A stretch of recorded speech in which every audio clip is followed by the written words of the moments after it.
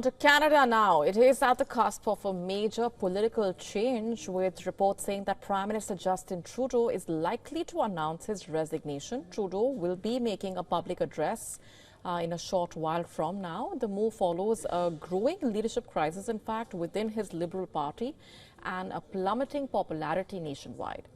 Trudeau is facing intense pressure amid record inflation, a housing crisis, rising food prices and voter fatigue. Recent polls showing the Liberal Party at a record low of 16% support, its worst pre-election performance in over a century.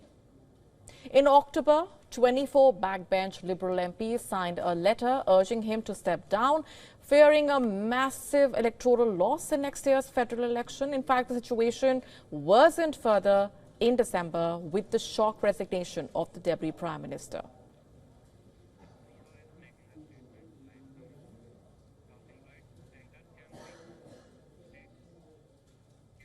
In fact, Justin Trudeau is speaking right now. Let's cut straight across. Of Canadians. And the fact is, despite best efforts to work through it, Parliament has been paralyzed for months after what has been the longest session of a minority parliament in Canadian history. That's why this morning I advised the Governor-General that we need a new session of Parliament. She has granted this request, and the House will now be prorogued until March 24th. Over the holidays, I've also had a chance to reflect and have had long talks with my family about our future. Throughout the course of my career, any success I have personally achieved has been because of their support and with their encouragement. So last night over dinner, I told my kids about the decision that I'm sharing with you today.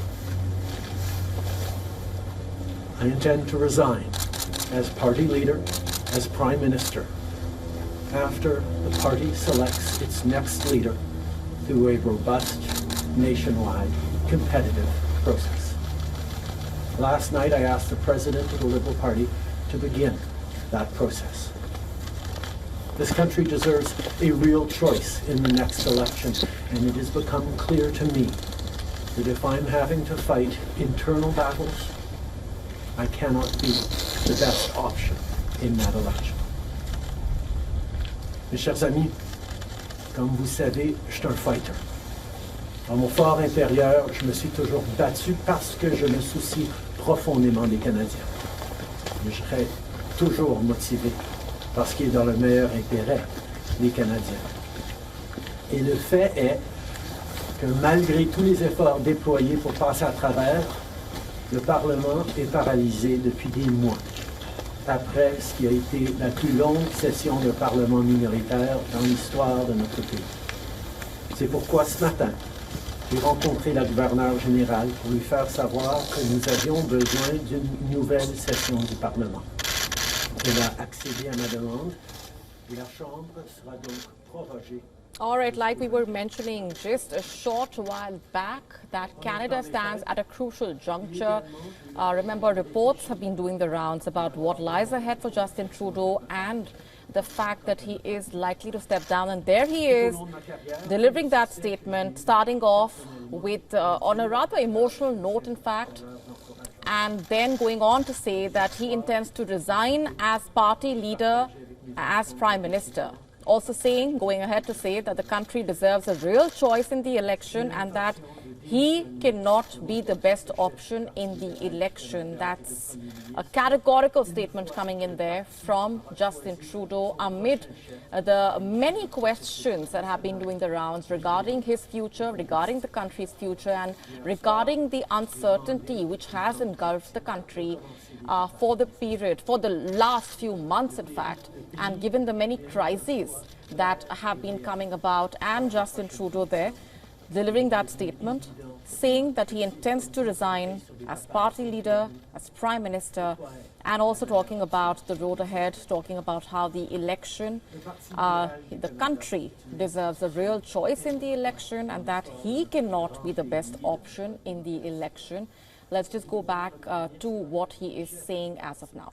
Portera les valeurs et les idées du Parti libéral dans la prochaine élection. J'ai hâte d'observer le déroulement de ce processus dans les mois à venir. Nous avons été élus pour la 3e fois en 2021 pour renforcer l'économie après la pandémie et faire progresser... Défendre le libre-échange sur notre continent pour notre soutien inébranlable de l'Ukraine et de la démocratie et pour lutter contre les changements climatiques et préparer l'économie de l'avenir. Nous traversons Trudeau has vraiment... delivered that statement amid the many questions and the speculation that has been doing the rounds regarding his future and regarding the country's future. Remember those reports that talked about how he is likely to step down, but those were just reports. There was a lot of speculation as well about how the country now stands at that crucial juncture. And he was expected to make that public address, so it's not a surprise at all, the fact that he is delivering that statement. Now he has come out and said that he will be resigning as Prime Minister, as party leader. Now remember, this move comes after a growing leadership crisis within his Liberal Party, also plummeting popularity nationwide, and those have been the two key concerns as far as his political future as the country's leader, and also his standing as far as the political scenario is concerned has been there. Remember that major hit that also came in following the resignation of the Deputy Prime Minister and the speculation that that move triggered. The shock resignation of the Deputy Prime Minister, Chrystia Freeland. Her exit was in a way a direct rebuke of Trudeau's ability to handle major challenges. Remember, that was also a point which further ignited a debate regarding Trudeau's handling of various situations, and also put him under renewed pressure given his standing already. How can we not mention the growing economic pressure on Justin Trudeau and the kind of anger that has triggered and the way it has impacted his popularity rankings as well. Like we said, in October, as many as 24 backbench Liberal MPs signed a letter urging him to step down. So this is not something that has happened overnight. This has been brewing for a while now. Let's go straight across now to our correspondent, Susan Terrani, who's been tracking those developments. Susan, first up, if you can just contextualize this for our viewers. Yeah, so as you mentioned, this is not something that has been happening overnight. We did expect the Canadian Prime Minister to come out and speak not only to his people, but to the world, and tell them that he's stepping aside. And the reason for this, just to put it into context, is three main reasons. On the one hand, you had voter dissatisfaction. On the other hand, you had infighting within his own party, which he said during his resignation speech it was hard to govern. And then also his most important cabinet minister resigned, really criticizing his policies out in the open. On the one hand, he tried to bribe voters with $250 during holiday time. She found that to be ridiculous. On the other hand, there were some of his social policies as well that a lot of voters just weren't getting back behind. His problems really did start, Molly, you may remember, during those demonstrations by the truckers in Canada after COVID-19. That's really when things went downhill for Trudeau. But nonetheless, he said that he's going to stay in power until a new leader is elected. And, we'll have to wait and see how things move forward. This is very important for the United States, of course, shares a border with Canada, concerns about border security. We have trade deals together. So it's important not only for Canadians, but for the United States as well. Right, Susan, as we were just outlining for our viewers, it's been a multi-pronged crisis, and the way his popularity rankings have been impacted as well, and what that also tells us about the kind of anger and the kind of discontent on the ground, be it the economic policies and also, of course, the shock resignation that came in from the Deputy Prime Minister, which renewed pressure on Justin Trudeau. There's also been the aspect of Donald Trump's America First policies. And, we have also talked about the equation between the two sides that has not also really worked out well for Justin Trudeau and has impacted and triggered the set of concerns for him as well. Yeah, I mean, that meeting at Mar-a-Lago with Donald Trump, where he decided to come and meet him in person, was very telling about who was calling the shots during that meeting. Obviously, Donald Trump was making jokes about how he's going to take over Canada. Canada's going to become the 51st state, and Justin Trudeau is going to be governor. He called Trudeau governor a few times. You know, you don't really speak to someone who you think has a political future or is an equal on leadership level like that, you know, especially just coming into office again. So it's clear that perhaps the United States knew that this was coming for Canada. Canadians definitely knew. And then you talk about the America First agenda. I think a lot of Canadians saw this turn for the United States, voting for someone like Donald Trump and, you know, the promises that he made. I mean, we'll have to wait and see how much of that is going to be achieved. But Canadians were feeling the pressure themselves because of a lot of socioeconomic issues that Trudeau was pursuing for more than a decade.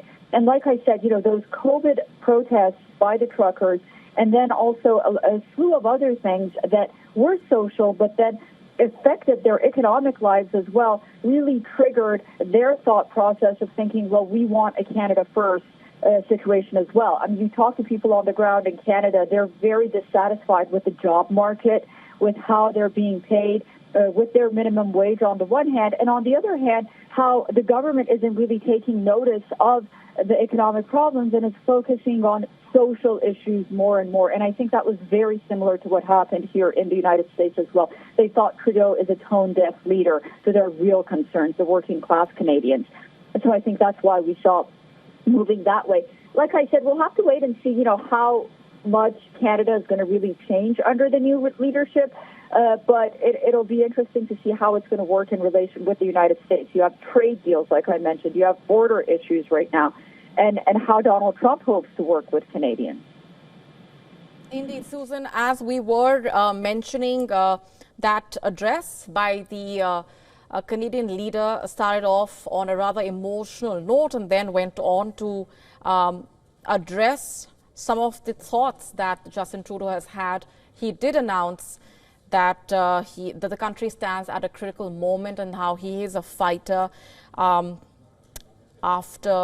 Before which he announced categorically that he intends to resign as party leader, as Prime Minister, that the country deserves a real choice in the election and that he cannot be the best option in the election. For months, after what has been the longest session of a minority parliament in Canadian history. That's why this morning I advised the Governor-General that we need a new session of Parliament. She has granted this request, and the House will now be prorogued until March 24th. Over the holidays, I've also had a chance to reflect and have had long talks with my family about our future. Throughout the course of my career, any success I have personally achieved has been because of their support and with their encouragement. So last night over dinner, I told my kids about the decision that I'm sharing with you today. I intend to resign as party leader, as Prime Minister, after the party selects its next leader through a robust, nationwide, competitive process. Last night, I asked the President of the Liberal Party to begin that process. This country deserves a real choice in the next election, and it has become clear to me that if I'm having to fight internal battles, I cannot be the best option in that election. Mes chers amis, comme vous savez, je suis un fighter. Dans mon fort intérieur.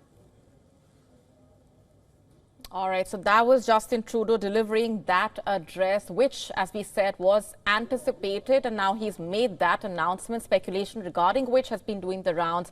We're leaving it there for the moment. We'll, of course, keep a close eye out for the latest coming in on that front. Also, thanking Susan Tehrani for getting us those updates. To stay up to speed with the latest news, download the WION app and subscribe to our YouTube channel.